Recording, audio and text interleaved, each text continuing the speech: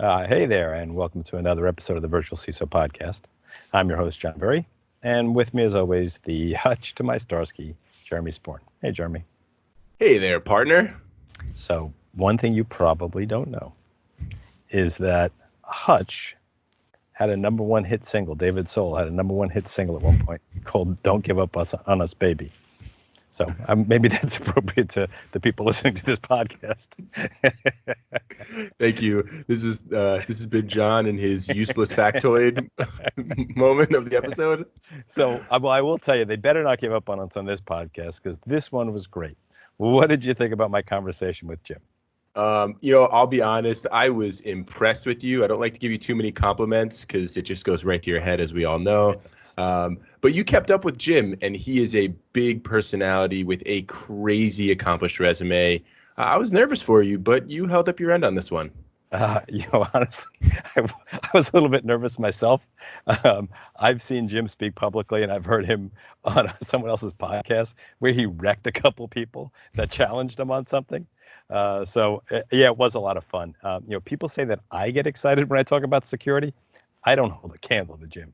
Not even a little. He is an application security powerhouse, which is so cool about him. He's got this great business sense. He founded and runs his own application security training company, Manicode, and is a major contributor to a number of OWASP projects. We love OWASP here. His understanding of how to bring application security concepts to developers in a way they can appreciate, and at the same time bring application security concepts to business leaders in a way they can understand is what makes him special. Application security is both a technical and business risk. Jim really, really gets how this works.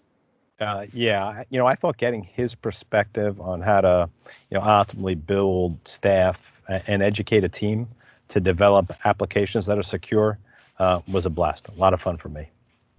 Very cool. So if you are a business leader, especially at a SaaS firm or a developer at a SaaS firm, this conversation will just bring a ton of value. You'll hear practical advice on how to approach application security that even the most technically unsavvy listeners like myself can understand. Enjoy the show. This one's a doozy.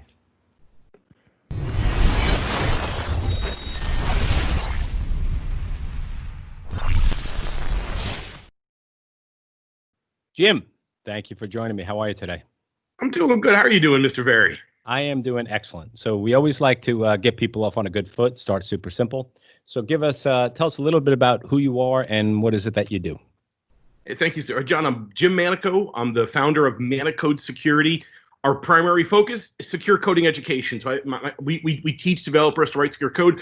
I'm also an OWASP volunteer. I really am I'm a real big fan of OWASP and a member of OWASP for over a decade and participate in several projects. So application security education is my thing, sir. Yeah, and I think Jim, for the record, under promoted his involvement in OWASP. He does the ASVS, he does the some number of the cheat sheets, he does the top 10 proactive control. So Jim is a heavyweight in the application security world. You guys who've listened to the podcast know how much I love OWASP. So I'm excited to have Jim on board today. Jim, we always like to personalize things, get to know you a little bit, kind of get everyone to know a little bit about you. So we have a tradition. What's your drink of choice? You know what? I think that the taste of almost every alcoholic beverage is foul disgusting. But John, sometimes I feel the desire to get a little inebriated. So I prefer a couple shots of vodka to get the disgusting taste of alcohol out of my mouth. What I prefer to drink is fresh fruit juices, maybe the occasional Diet Coke, some really good Mountain Valley spring water, like high quality water in glass. John, none of this aluminum crap, John. Glass bottled water is what I like to drink. And I drink liquids all day long. So anyways. So it sounds to me like you and I could probably have another conversation because I'm like a junkie health fanatic and health podcast. And it sounds to me like from the fact that you're limiting stuff to glass bottles and the way that you eat and drink, it sounds like you're in the same boat. Yeah, I'm with you. I can taste aluminum in my aluminum drink, so I'll like the glass myself. Yeah, and that'll probably save you from getting Alzheimer's someday, right? Yeah, exactly. I've seen the research on that. It's debatable. It's iffy and debatable, but I don't want to risk it. I like my brain. I hear you. Yeah, that's your moneymaker, right? That's the moneymaker. And now for me, you can see the moneymaker. Anyway, face made for radio, for audio podcasting. So the reason why we wanted to have you on, Jim, is that a lot of the folks that are governing application security efforts, Scrum Masters, software engineering managers, small business owners, I think they're increasingly aware of all the great forms of guidance that are out there, but I don't know that they know how to stitch all those pieces together effectively. So, I was hoping, based on your deep expertise across multiple languages and multiple OWASP efforts and things of that nature, that you'd be able to give us some guidance. So I'll start with a simple question is, you and I are both huge fans of the application security verification standard. We use it a lot on the assessment side. I know that you promote its use on the development side. You've got a lot of great, but what I'll call deep or really nuanced requirements in there. What does it take for a developer to really leverage the guidance that you're providing? That's a really good question, and I want to start by answering it real surgically and then pop out and get back to that answer, because it's an odd answer. If you look at the Automotive Linux Group studies on secure coding, they said that the single most important factor regarding whether or not your project will be successful from a security point of view, it's one factor: whether or not you have a skilled expert in secure coding embedded with your team. Without that, security is just not going to happen. And with that, you have a good chance of getting there. So my answer is, ASVS is really a pointer to deeper knowledge, right? It's a brief requirement that points to something that's much more complex and nuanced. So your best bet is, in the team you're working with, have a security leader, security champion working with developers to help explain these requirements and how they apply. I'm going to give you a couple other answers to this. This is a complex question, even though it's simple. The other thing is, before you give requirements to developers, hopefully your company and team forks the standard. I rarely think you should use the standard out of the box. So the standard's like a template to fork it with your team to make it more relevant to the work that you're doing. For example, I don't build authentication systems anymore, John. I use identity providers. So I drop all those identity provider, all those authentication requirements, and I convert those to a couple requirements on how to implement the identity provider.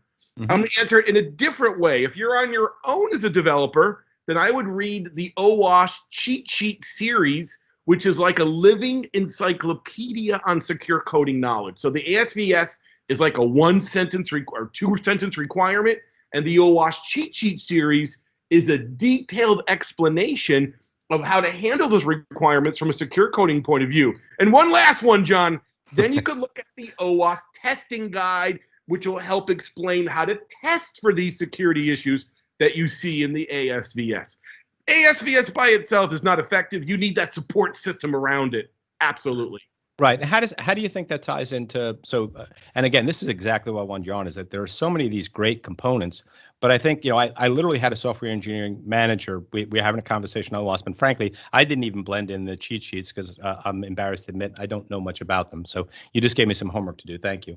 But he said, his quote to me was, now I have a pretty good idea of all the pieces I need to consider, just not sure how I'd put them all together into a cohesive whole. Now, you also have the other process, like if you don't have in my opinion, at least, you might feel different. But if you don't have a solid systems development, security development lifecycle methodology, I also don't think you have what you need, right? So how do the pieces that you're talking about dovetail into there? And again, your expertise is in education. Where does education fit into those pieces, and how you would prioritize putting them together? So, I would. So the question is. The question is, let me see if I got the question right. The question is, how do we take all these very components and pieces of an application security program and start implementing them as a whole effectively? And where do I start? And how, exactly. How would you? So if you showed up somewhere where a 50-person, whether we're insourcing or outsourcing it, fundamental agile shop, like now you're like, okay. And you say, how do you guys develop code? We don't have a process. All right, I got to put a process in place. How would you manage that? How would you kind of begin to architect what that would look like? What guidance you would give the developers? What training or you would or wouldn't? How you would implement the what tools you might use as part of that process? Talk about like building that security program for secure application development. The first thing I would do is work with the main stakeholder and take a look at OpenSAM and BSIM. OpenSAM is a high-level view of all the different components that you should be delivering in an application security program. And for each thing you should do, like static analysis or design review, they'll have several different suggestions of how to mature that capability, also how to measure that capability. And BSIM frankly is a much more detailed version of that. Yeah, so, that's the fork. That's a fork of SAM, right? From Gary McGraw. Took it in a different direction. That's an early OpenSAM and BSIM, and I think they're both very good, relevant projects. And they do slightly different things, but it's a way to measure how an organization does application security. So I would look at all these ideas and say, hey, stakeholder, here's all the things you should be doing. Which of these are you doing? And we get a baseline of what they are and aren't doing, and start working on increasing those little by little. Now, let's get more detailed. If I was beginning a program that was just not doing anything, I want to get a real basic idea of what's going on. So I actually may start with something like a pen test, primarily not to identify the bugs, just to bring awareness to the leadership and stakeholders. We have critical bugs in our software. Yes, we should go fix them, but for folks who don't really have a program, we got to show them that there really are programs. Do proof of concepts to show them exploiting your software, and prove that this is not a game and this is really it's not a game and it's not a theoretical issue, but there are real issues in your software.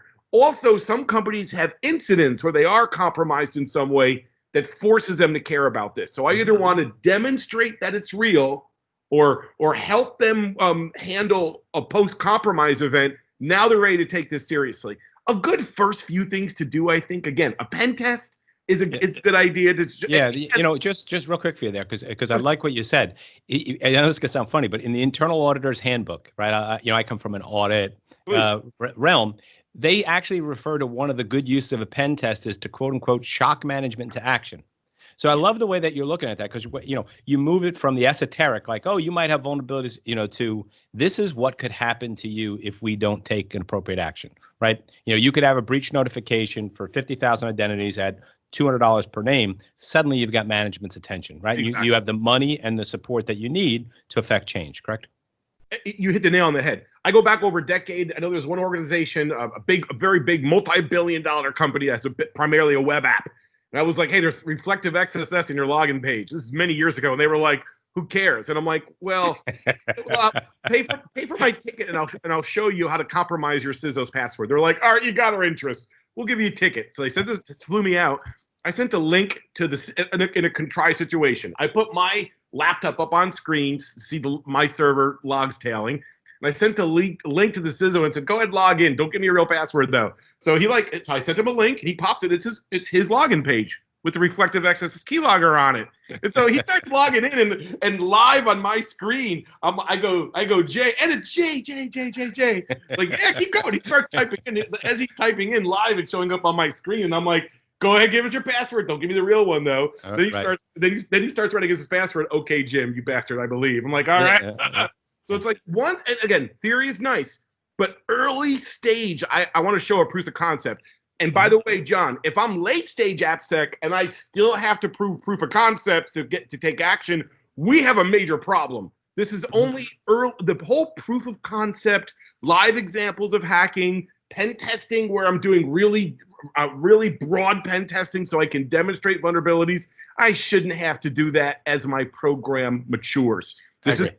That should be certification, accreditation of the system and operation at the end, perhaps, but it has no other place in there. One last question: when you were doing that pen test, would you, in your mind, would that be an ASVS level 1? Would that be just a full dynamic application following OWASP top 10? What would be your flavor there? I would do a light pen test, just do initial, like just enough to know. Simple, based on the size of the app. I would do a modest level scope based on the size of the app, just so I can get some initial real critical bugs, see how big the problem is. Gotcha. Management's now bought into some degree. Probably the first tool I'd get in place is a mature static analysis tool. I'd probably go commercial. If it was like Ruby on Rails, I'll go Brakeman. And for specialty stuff, there are a few open source, but for the most part, I got to go commercial for static analysis. That's the earliest tool I get into place.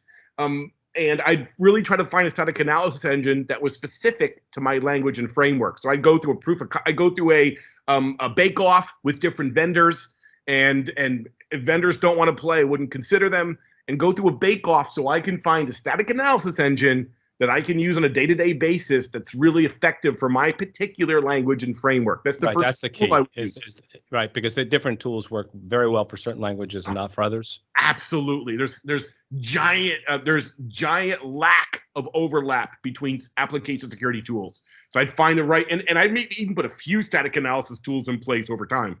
The other thing I would do is, I want to. Can I ask you one quick question on the static analysis tools? So do you favor those that you're looking at the raw source, or there are some that are looking at the binaries? So Veracode obviously being the most famous of the compiled code analysis. What's your recommendation there? It would seem to me that the ones that looking at the direct source are better, but you'd know better than me. I'm going back to my, there's a lot of vendors, right? There's Veracode, there's Fortify, there's open source like Brakeman, there's Brakeman Pro, there's Coverity, there's a lot of check marks. There's a lot of new vendors in this space as well. I think they're all valid to some degree. Okay. So what I recommend is do a bake off for your particular situation. Right. I think it's compelling that Veracode does binary analysis, but if I really want to get to the source code, so I use the binary analysis type of technologies really for things that I don't own the source code. You don't own the source, right? Yeah. If you're looking at a DLL, that allows you to analyze what's in there a little bit. There's a Wired magazine article that talked about new technology. We review source code, and Chris Weisserpaul jumps in and is like, yeah, we've been doing binary analysis for like 20 years. This Wired magazine article talks about it like it's this new thing. But I give Weisserpaul credit. He's been doing it for 2 decades.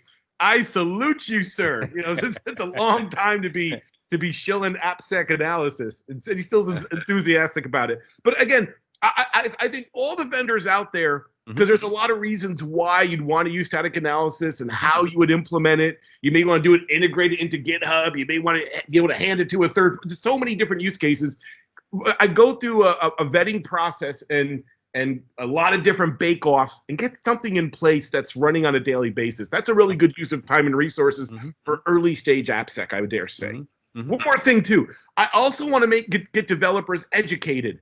I prefer live training, and I'm self-serving. That's what I do for a living, but there's a lot of other vendors besides me. Having an effective educator teach developers about the basics of web or application security as narrow to their framework and language as possible is very useful to facilitate other conversations. It's going to start, but keep in mind, as management, when you don't have process in place, you don't have standards in place, and you don't have like an AppSec SDLC in place, and you bring a trainer in, that's like the wild, wild west. It now becomes like security as a grassroots effort that really doesn't work. So you have to train developers, but alongside of that should be an analysis and polishing of a lot of other processes. Like how do you do bug triage? What are your SLAs to fix bugs? What additional security testing are you going to put in place? What kind of design review should happen? What kind of programming languages are you using? Can we condense some of that? There's so many third-party library usage, third-party integrations. Because there's nothing that's not integrating with an API anymore, right? Here's another weird thing. One of the big e-commerce players, I don't want to mention their name, but a big e-commerce player, they were kind of lazy on their third-party library world. They got it working. They did security testing, but they were very lax in updating their third-party libraries. Then they realized the scope of the problem is really big now, and they were actually able to have their testers more and more find real-world security bugs because of old third-party libraries they were using. That was because they were like, they're not really exploitable. As they spent years not doing it, it became exploitable. So they made a decision, we're going to fix this problem. And for a year, half of their developers were just doing third-party library updating. The problem I'm trying to make is, John, sometimes the legacy debt, there's no cheap way to fix it. And you're like, well, what's the quick solution? And the answer is there is none. You either rebuild it or you sweat blood and tears, retrofit security. It's just massively expensive. Good luck with that. Are you answer? But that's the answer. But I actually think it's a good answer. Like so years ago, and I think I mentioned to you in email, I got out of programming full time when my last project was active server pages in the beta version of Visual Enter Dev. Yeah. So it tells you it was a while ago. So, but I was kind of a believer, even in the short time I was a programmer, that after 5 years of coding, applications are so much different than they were originally started. You'd almost be better off starting with a fresh code. I mean, starting fresh, right? Re-looking at the application and kind of putting it back together. And as security changes, you kind of have the same ideas. Are you an advocate of, every periodic period of time re-looking at the application architecture and saying, should we be recoding pieces of this? I'll take it up a further notch. I was talking to an application architect of a large bank, one of the top 20 banks in the world. And I'm like, what is the architecture of the software organization? And he's like, yeah, I've been studying that I've been studying that for 10 years. What architecture do we use at this bank? That's a great question, Jim. I'm like, well, what is it? He's like, I have no idea. I'm like, wait a second. You spent the last 10 years saying you've been studying the bank's architecture of their critical software and you have no idea what it is. He's like, that's exactly what my answer is. And I'm like, why? I'm like, what? I don't understand your answer. He's like, well, the architecture of our software is in flux at all times. Yeah. There's no way for me to analyze it. So the more complicated your software is, the more that architecture is going to be in flux at all times. Mm-hmm. If you have, but I think the real question you're asking is, what about legacy software, Jim? Like once you're using a framework that is no longer updatable, mm-hmm. or doesn't have a lot of active maintenance on it, or it's just even though it has very little updates, it's known to be a legacy framework. Should you consider rewriting big portions of that software? And that's John, that's a big money question, right? Mm-hmm. You're rolling the dice now with sometimes millions of dollars, and the reality is I don't have an answer for you. No, I don't think it's not a good answer, but here's that's actually a perfect answer, right? What you're basically saying, look, at the end of the day, application security is business security. Application security risk is business risk.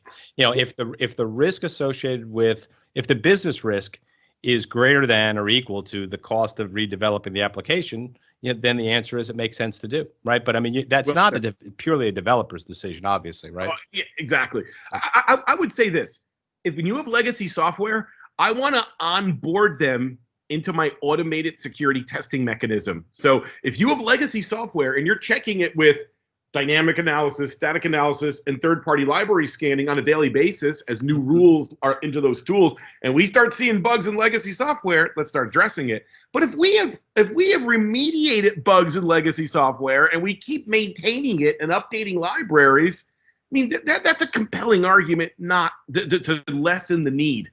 But if you're onboarding legacy software with security testing and it's starting to light up with problems, there's a good indication to handle that in some way.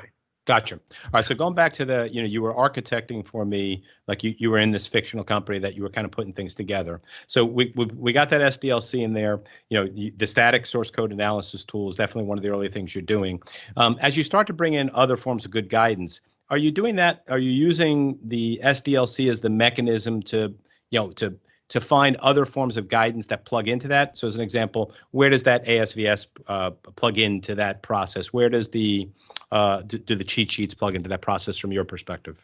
I'm a big fan of security touch points and not like SDLC. I mean, it's a nuanced answer, but mm-hmm. A lot of people claim to do agile. They're not agile at all. A lot of people claim to do waterfall, but they're actually doing spiral. And mm-hmm. so I've rarely seen folks do a real SDLC of any kind, and I don't mind.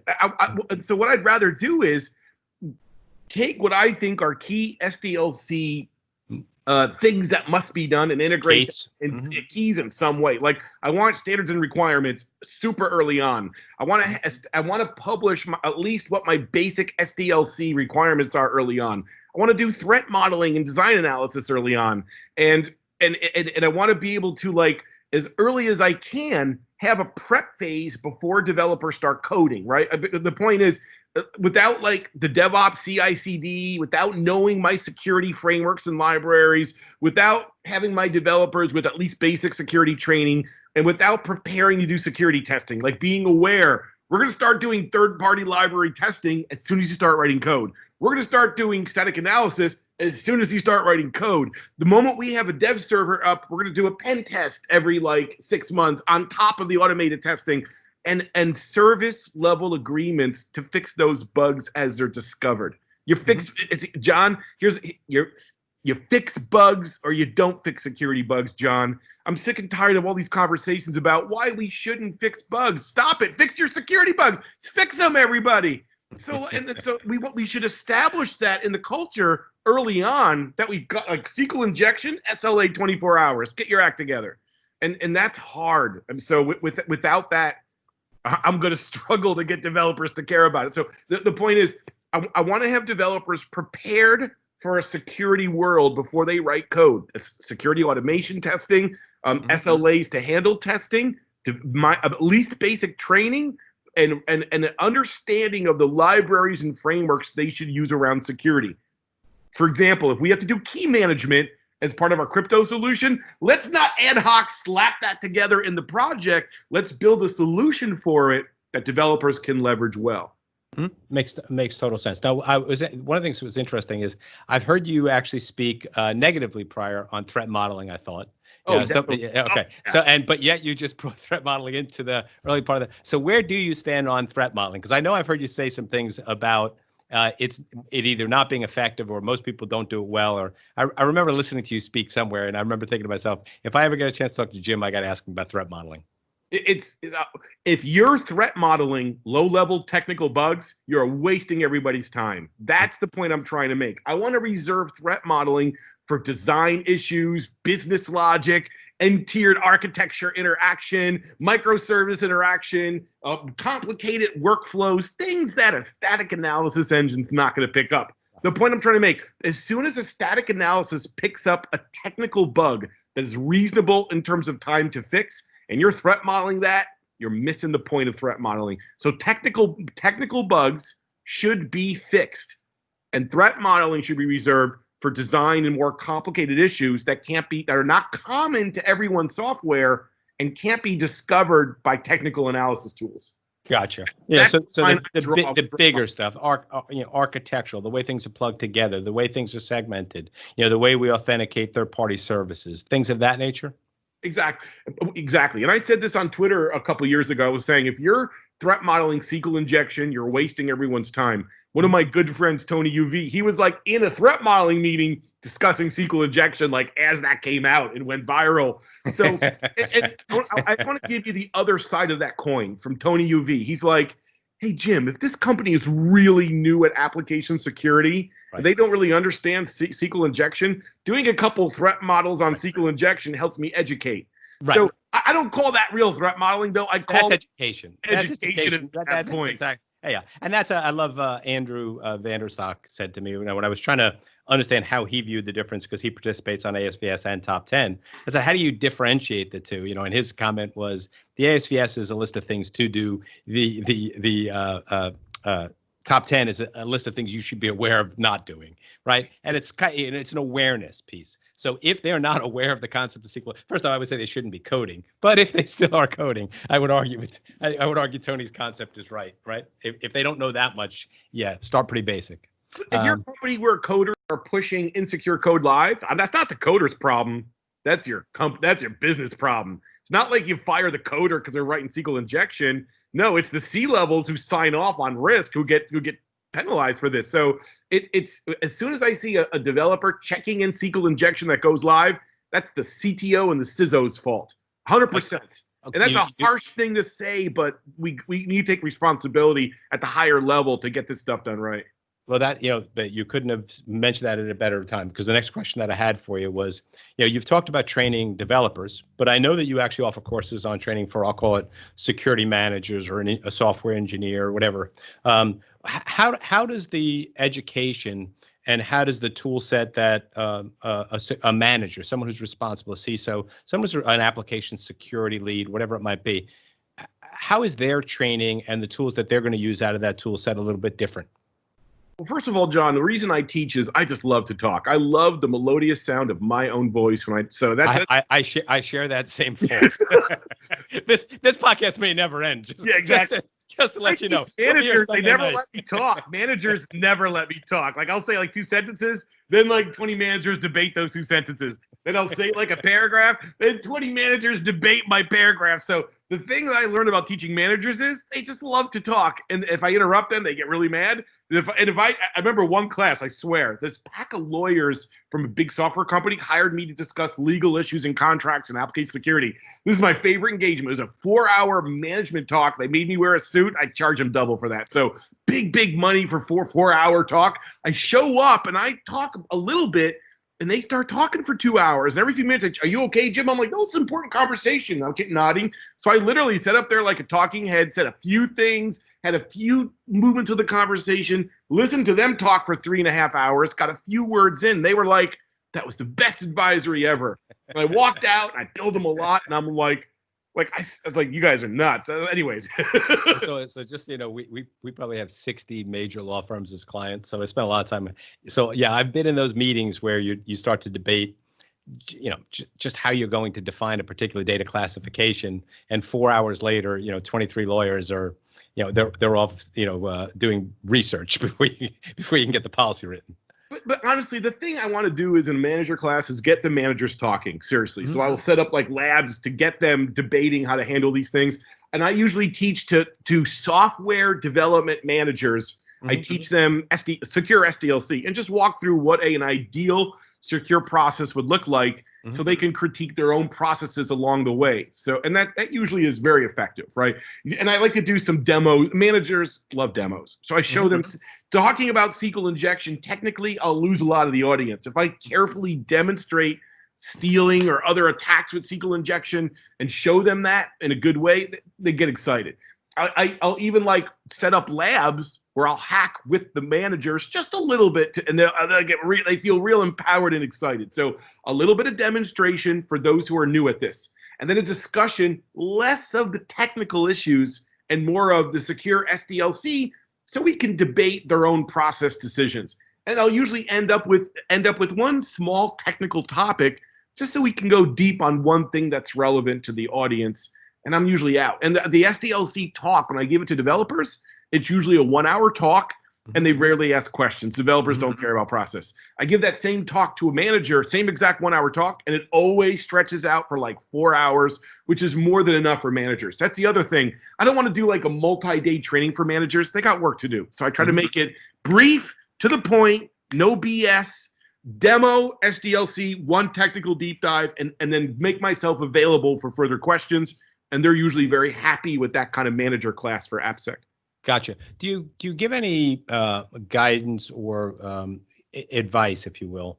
One of the things that I see is that developers are the information asymmetry about the development process is so high that I think it can be hard sometimes if you're not a former developer or even a recent former developer to have a conversation these days, right? Because especially as we've gone to Agile and CI/CD and pipelines and Kubernetes and 58 functions from Amazon that you can't keep track of, I think it's harder for a manager now to go and have a conversation with the development team. Any tricks of the trade there to kind of help them manage people when they're talking a language that very often is one that the manager might not quite be fully familiar with? This is a hard question for me, and my answer may not be satisfactory. So, but my take on it is when I have a big organization and I need to manage software development teams and application security efforts, I need managers who are software development managers, right? If I take a CISO or a CTO with a primarily infrastructure background, it's really hard for them to be effective at managing software development efforts. So as a CISO, suppose I was a CISO, a traditional security CISO, well-known, good at my job, have some experience like hiring for AppSec, and the first thing I would do is hire my internal CISO to handle all my AppSec efforts, who actually has a background in software development. Because honestly, without a background in software development, it's hard to be effective. And I don't mean that to be mean or to alienate any UCs out there who don't have a software development background, but part of our job as a CISO is not to do everything, but to hire a team to help handle these issues, especially if it's a much larger company. Now, if it's a smaller company, John, without that's where you see it a lot, right? You get these companies that are 20 people, they have this great idea, they're outsourcing development to Romania or Philippines or wherever, and the guy that's leading the development is a guy like me. Maybe he did some software development in the background, he's got a good security background, but I mean, he's challenged to actually have these meaningful conversations and ensure that he knows that they're doing the right thing. I mean, it might be an unfixable problem, but if somebody had an answer, it would probably be you. And the big question is, how do you do low resourced AppSec, right? Mm-hmm. How do you do AppSec? So first of all, I'd be real precise about what framework I'm picking. So if I have a small team and I'm trying to build a web app or API, right? Mm-hmm. And I want to do security with modest resources, then I'd try to pick probably one of the more turnkey frameworks out there. And anyone who knows me and what I think of programming languages, it's going to hurt me to say this, but if I had a small team and I'm doing web or API development and I don't have a lot of resources for security, I'd probably pick a new version of Ruby on Rails, use Brakeman for my static analysis engine, which is open source, and I'm off and running. And those of you, and I hate Ruby on Rails, it's horrific, but from a developer point of view, it's pretty rigorous from a security point of view. Mm-hmm. As long as I have third-party library scanning and haven't had the framework update on a regular basis, it has a lot of really built-in controls done right. Where if I took Struts, a really old Java framework, building security on top of that is a significant effort.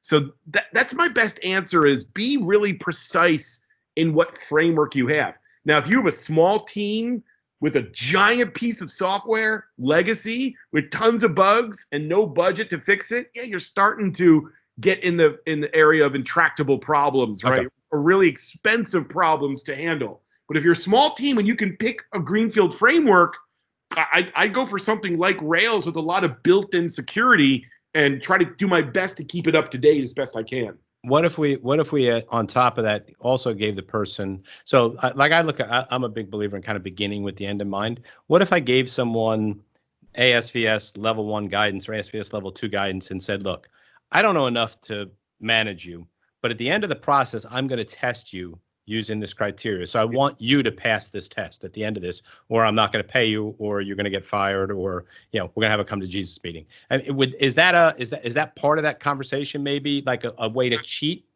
Absolutely. Here's what I would do to augment that. Let's go back to my original conjecture in this podcast was you want to have an AppSec expert embedded with your team. Mm-hmm. So if you hire an AppSec expert, that's super expensive. Mm-hmm. But if you hand ASVS, do a little forking of it, review it with them, let them modify some of it, and they understand some of it. Go hire a consultant to be a mentor. Say, hey, AppSec smart guy, can I hire you for like 15 hours a month as a retainer? And can you answer emails for my guy to help mentor him on understanding ASVS items? Now you got a consultant for just a. That's actually a good idea. Sort of like we're getting into the virtual CISO world, the virtual data privacy officer world. Yeah, virtual security, software security lead. Exactly. Right? So get a virtual software security lead, so you have that technical expert embedded. Offer them retainers are really nice for contractors. Contractors often don't want to have that loosey-goosey mentor role. But if it's a retainer, that means you're not messing around. You really do want their support. They'll be a lot more inclined to do that mentorship well, take it seriously. You find the right AppSec, and it may be a high rate, but it's only for X number of hours. That's exactly right. It's the same idea as a virtual CISO. You need that expertise, but you only need it for such short amounts of time. Exactly. Yeah. So pay for it by the job. So I only expect a 10% finder's fee on all of the future revenue you generate from your virtual software security lead, company going forward, Jim. Just letting you know that now. 10. Everyone heard it. Verbal contract. 10 point. I should have bargained for more. You're telling me. Done it. That's what I do. Like I do a lot of like reselling of other experts' trainings and services these days, and it's like it's a good part of my business now. And I make sure I vet. These are people I know, I've known for a decade. And I usually ask for 10 points. I think it's business is important. Everybody wants to make money. A 10% finder's fee for a turnkey gig is a gift. So it's not greedy. 10% is not greedy. I like that. No, and having a guy like you available to people. I mean, you're talking about, for a critical business application. I mean, it's millions of dollars worth of risk that's solved for hundreds of dollars worth of time. To me, it's a no-brainer. And honestly, John, I'm not trying to sell my services. I'd rather you find an AppSec expert in your region specific to your framework. A little digging, and you can find that person. And so I'm not sure, because I'm a generalist educator. Getting old, going into managing big teams of trainers is more and more my bag these days. So this is not but just find the right AppSec expert close to your language and framework. Retainer as a consultant, remote. Very powerful technique if you find the right consultant to help you out. All right, so you just led right. It's almost as if you knew my script here, Jim.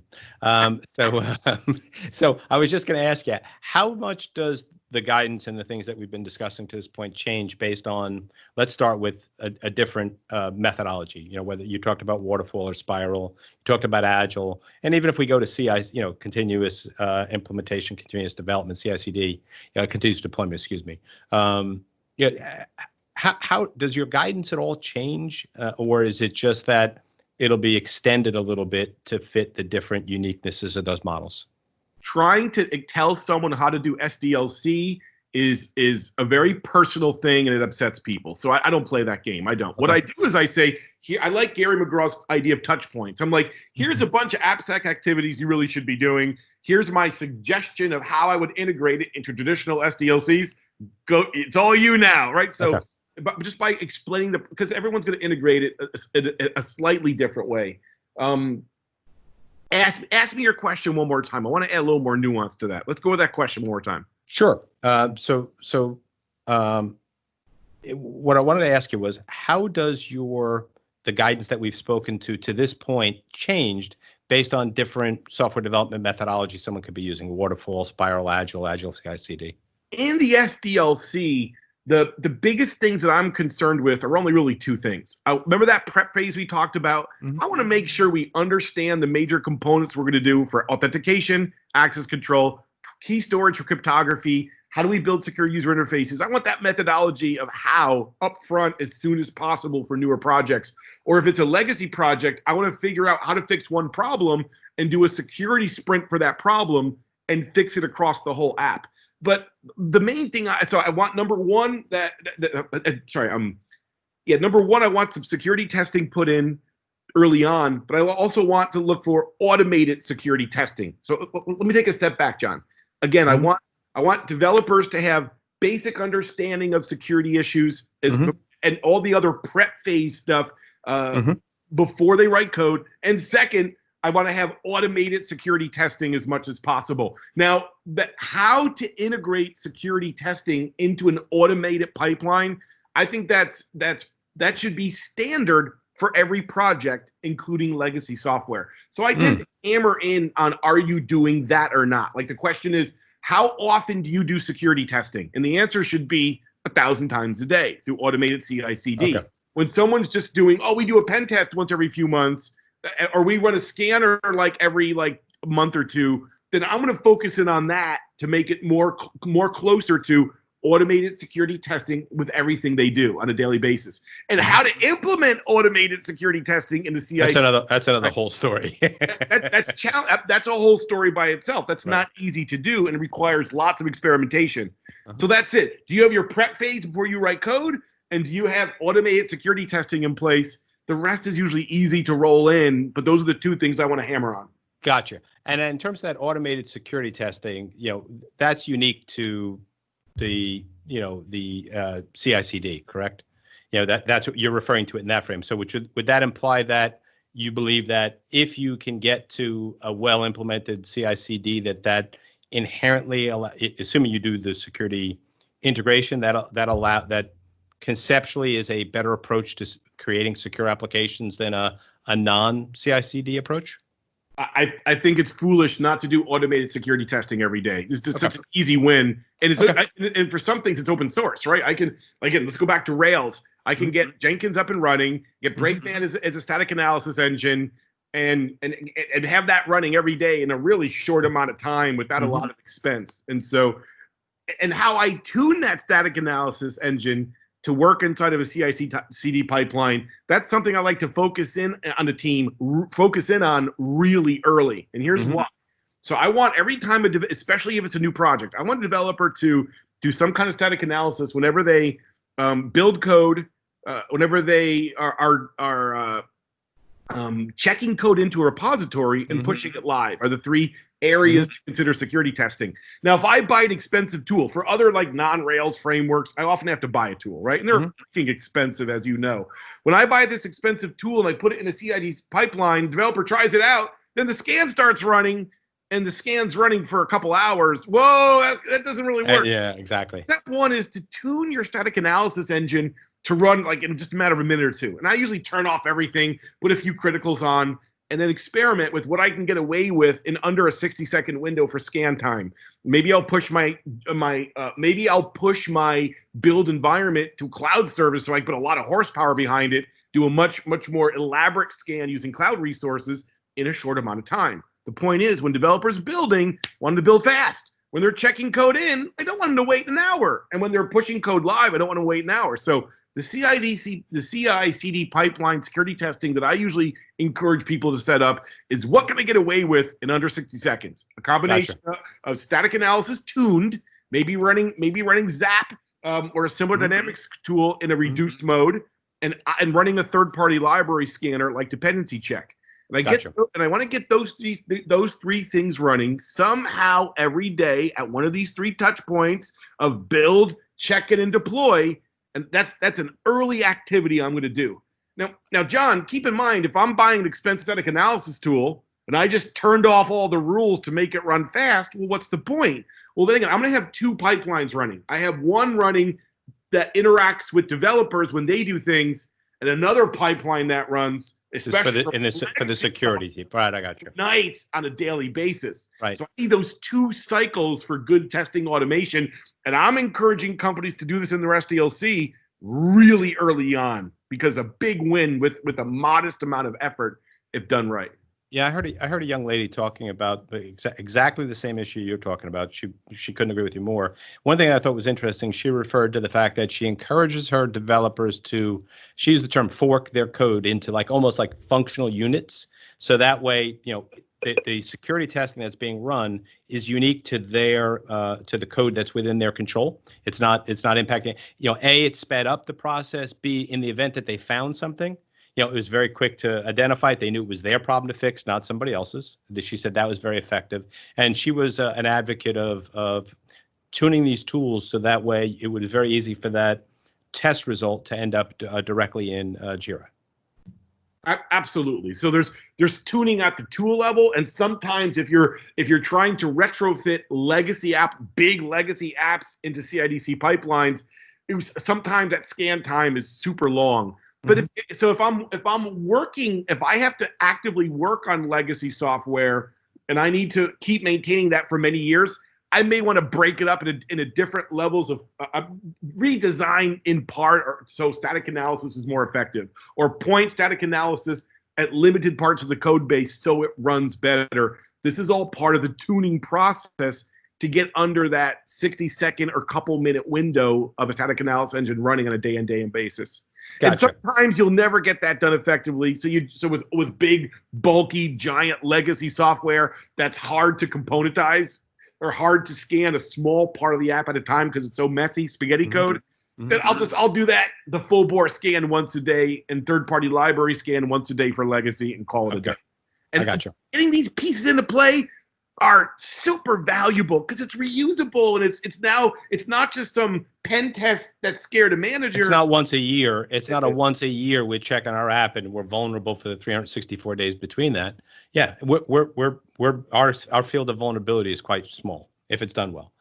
Cheers. All right, so you talked about how you would, we talked about languages change things, right? The tools that we select and things of that nature. We talked about the fact that development methodologies change things a little bit.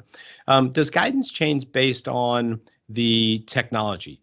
So if we're using containers like Kubernetes, if we're doing serverless computing with something like Lambda, EC2, how much does the uniqueness of the extended tool set being used, the deployment methodology, if you will, the deployment location change this, if at all? No, it's funny. When mobile applications began becoming in vogue, I expected a big need for mobile application classes, and it never popped. Mm-hmm. There was never a big ask for people to, and it's actually I've probably seen the biggest ask for mobile classes in the last year. So you know what? You know why? Why is that? IoT. So that's what's going on, because we're getting a lot of business right now, because you've got this California State Bill 327 that's got to do with, and Oregon has an equivalent bill. You're starting to see a NISA guidance. You've got NIST guidance. Yeah, so that's why you're seeing it, because if you think about it, in a IoT pen test, you've got the API endpoints, you've got the web infrastructure, you've got the hosting systems underneath that, you got the devices themselves, and you've got the mobile app that's being used to configure and manage the IoT device. So those are fun projects, because you're using mobile ASVS, you're using ASVS, you're using Crest, you're using a lot of fun stuff. Absolutely. So I cut you off, but that's why you're seeing the mobile. So you were talking about the mobile. So the question, what classes have been selling? Kubernetes is very unique in that it went from being very unpopular to being something almost everyone used in a short amount of time. So one of my good friends, Jimmy Mesta, a couple of years ago, he was like, Jim, Kubernetes is going to be big next year. And he's someone who's been into that tech for many years. And I'm saying, hey, Jimmy, let's build the course now. And I'm like, look, I'll guide you to build it, or I'll encourage you to build it. And as soon as it's built, I'll go sell it for it. He's like, this is going to be big. So Jimmy at the time made a risk. He made a gamble that he thought Kubernetes was going to be really big. He has been a security pro for many years. So he spent a year developing a Kubernetes course. And last year it sold as much of Kubernetes sold as I sold my own classes. It was so sought after and popular. Mm-hmm. Now, and when we built out a mobile class a few years ago, that never sold. So it's a gamble. It's because it's hard to build content, and you never know what people are going to want. So the point I'm trying to make is that Kubernetes specifically has exploded so much that even though basic security principles are helpful, Kubernetes is really specific, arcane, sometimes like nonsensical, insane stuff. So it's a really specific, unique framework. It's kind of raw from a security point of view, and it's globally ultra popular and solves some big problems. People who move from Kubernetes and can retrofit microservices into this pod architecture, the auto scaling and it saves dramatic amounts of money for deployment of these kind of services. So it's a big money maker, money saver to move to this tech. If you move to certain kind of architecture, like primarily microservices, and the guidance to lock that down is ultra specific and requires specialized knowledge. Something like web security. Is that developer knowledge, or is that security configuration? Like, it's really weird. Let me ask you a question. Okay. So let's go there for a second, because it begs a question I didn't think to ask you. So, and this might sound ignorant, because I'm no longer in the development game. But I look now at development, and to me, there's like two forms of development. There's developers that are doing conventional code development, and then there's the developers that are responsible for the continuous integration, continuous deployment. And it's a different kind of programming, right? They're programming tools, scripting things of that nature. But to me, it's still development. Do you differentiate those, and are there different skill sets, and are there different things you apply to if you're chatting with the people that fit into those two different buckets? Well, it's usually two different classes, right? Like when I'm teaching a general web security and API security intro class, every developer usually can benefit from attending that, no matter what your framework is, because you got to understand basic web principles like origin policy, cores. You got to understand output encoding, parameterization. These are universal concepts for any language. So having a good entry-level course that everyone benefits from is great. Then as we move to Kubernetes, I usually see the same people from the main developer class, but a much smaller group who are more of the senior people who are going to be in charge of configuring Kubernetes and passing that knowledge down to other developers, because Kubernetes is a developer infrastructure at the service level, and rarely do developers write code and toss their code over the fence and have someone configure the Kubernetes cluster. It's so integrated into how they're writing code that I see developers getting their hands dirty with Kubernetes configuration a lot more than other kind of application frameworks. This is really like a very minutia, detailed level framework. So does that hold true if they're using like another container technology like Docker, or is that something unique to Kubernetes? I think it's unique to Kubernetes. With Docker, like I can, like if I have it depends on your app architecture as well, right? If I'm doing microservices, using traditional deployment technologies, I'm not getting the big benefits out. So if I have like a big monolith in a Docker container, I can get like one security pro to lock it down a bit without too much effort. So it depends on the kind of architecture that you're building in terms of how to leverage these technologies better, I would dare say. Okay, good. So that's another thing which you need to account for. As you're making sure your folks have the knowledge, training, awareness, tools, technologies that they need. I think you could save a mammoth amount of money by having even just a 2 days hands-on Kubernetes class before you start using that technology. That's the ideal. And I get a lot of really smart people who teach Kubernetes security classes now. I do, many others do that I would still recommend. But the goal is that if you just start using Kubernetes and you're in production, guess what? You see what happened is great. What was the news about Azure earlier today? And this is hilarious. Jimmy and I are actually, Jimmy Mesta, my Kubernetes expert, good friend. He was like, do you realize, Jim, people leave these administration port in Kubernetes wide open? I'm like, what can you do? He's like, Jim, you could just administer the whole cluster and this is in the cloud. And I'm like, wow, let's go Bitcoin mine. It's like leaving the ESX admin panel open. And it's so widespread. Back a year ago, he's like, Jim, we could scan for it now and start like loading pods and like start mining Bitcoin. I'm like, that's a felony. He's like, yeah, we could. We're not gonna.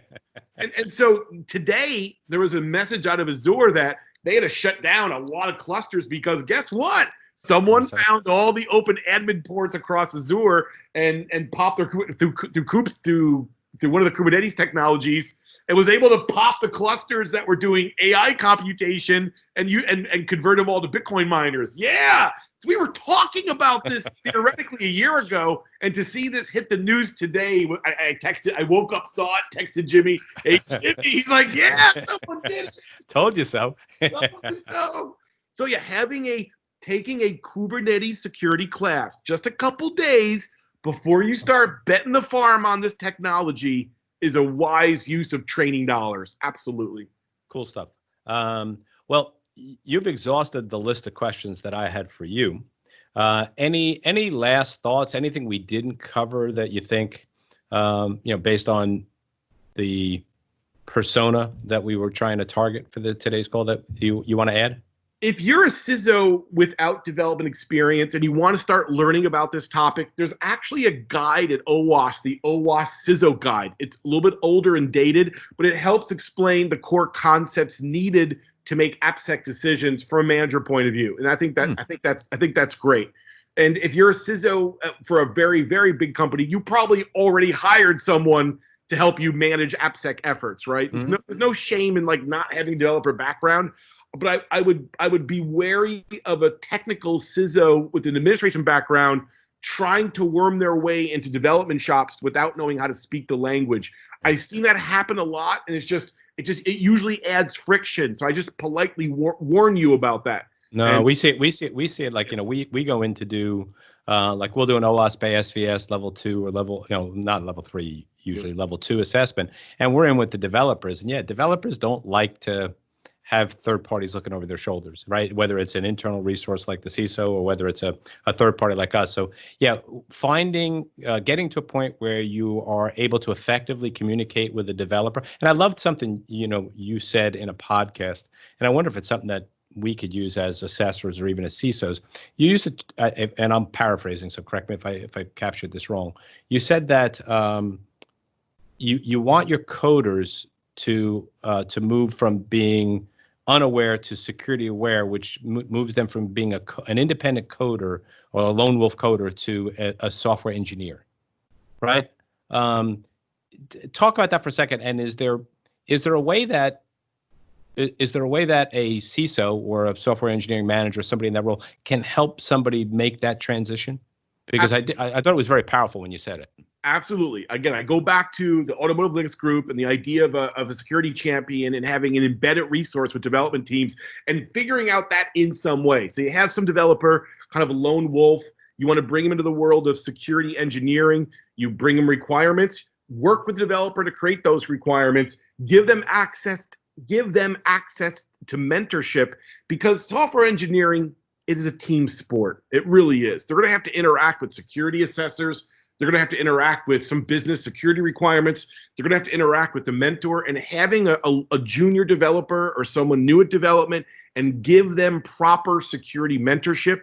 I think that's the secret to bringing a lone wolf coder into the fold as a security engineer, or at least a security aware engineer. And one more addition to that. I don't want the developer to figure out all the security. That's not possible. What I'm trying to accomplish is give a developer enough awareness of the the widespread categories of issues that can happen. So when they're working on something security sensitive, especially early in their career, they know enough to go ask questions to that security mentor that you hopefully give them access to. And it's usually that process that converts developers from a good coder to an engineer.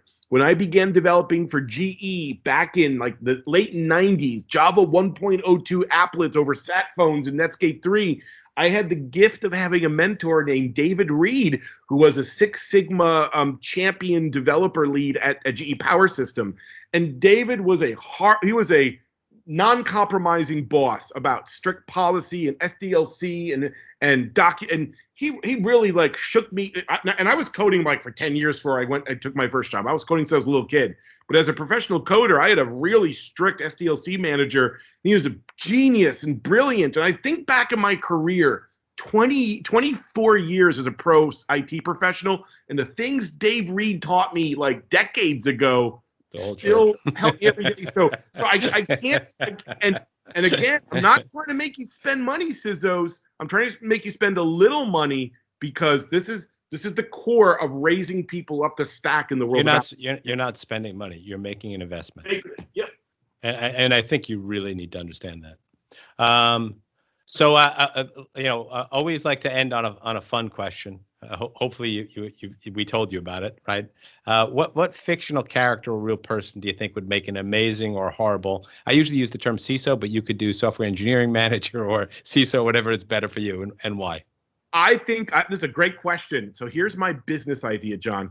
I want to do a new company called Scapegoat as a Service. And I want to take all these retired CISOs, great names, great industry names, and I want to hire all the retired great CISO of the world to take CISO jobs of other big companies just to serve as a scapegoat. So when an incident happens and the CISO who's there actually doing the work, you don't want to fire them. Keep him in there to help fix the problems. Have another CISO who's retired and a figurehead, fire that CISO, so the actual people that work, and then bring in another scapegoat CISO, and I'm retired, so hey, you can fire me. I don't care. Don't make him do any work. It's just a figurehead. So that's my awkward answer to your question. Scapegoat as a service. Hire my retired CISOs. So if you get hacked and there's a big incident and somebody wants blood, they go ahead, fire your CISO. Jim, I think there's a flaw in your business plan.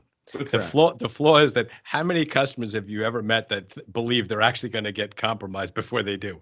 I mean, so you'd never be able to sell it, right? I mean, everybody's so full of themselves, right? And think they're bulletproof, right? Until shit hits the fan. Then suddenly, right? So the only way you can sell that service is to people that have already been compromised once, because they know it's going to happen again. It's those bastards that haven't been compromised before that just don't realize it. It's eventually going to happen unless you do a lot of stuff right. Yeah, exactly. Not a good business model, but good for comedic purposes. There you go.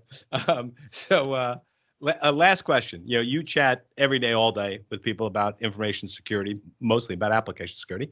And knowing this is podcast listened to by people in this space, any ideas for something interesting that you think would be a good future podcast topic?